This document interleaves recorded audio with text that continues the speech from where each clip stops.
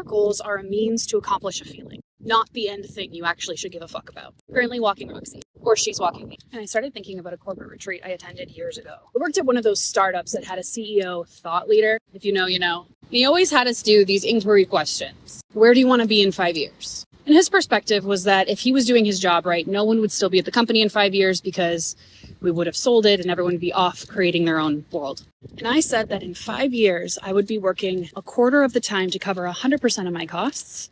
And you would have thought that I killed their dog or something, because the entire table just looked at me kind of stunned, because it seemed like such a mathematical statement in such a creative world. Startup culture is creative. And so I clarified that I would only have to work 10 hours a week to be able to cover 100% of my costs. But I know myself too well to say that I wouldn't work more. I like working with people. I like the things that I do. I enjoy my life too much to not serve people in it. But then I look at what happened exactly 5 years later. I was working 10 hours a month to cover 100% of my costs. And anything above and beyond that was because I wanted to, which meant that I could afford to do things for free. I could also afford to work with clients that I would never get the opportunity to because I would have previously spent 40 hours a week trying to hustle and grind just to cover rent.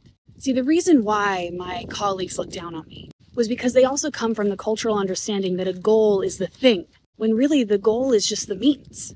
I was looking to achieve a feeling, which meant that it didn't matter how that got accomplished. If that meant that I stayed in accounting and finance, then that's what I did. But I wasn't opposed to that looking different. See, when we get attached to the goal, instead of the feeling the goal is meant to create for ourselves, we will then abandon the pivot that naturally happens in our lives. The one thing I was always clear on was that I was never going to give up this desire to actually feel like I had a choice in my life. The problem becomes when people refuse to do what it takes to be able to have that choice. You're going to go on 1,010 different journeys. And goals are great, and I'm not going to tell you not to have them. But you also need to have a sense of goallessness in your life to ensure that you never abandon the feeling that they're intended to create for you.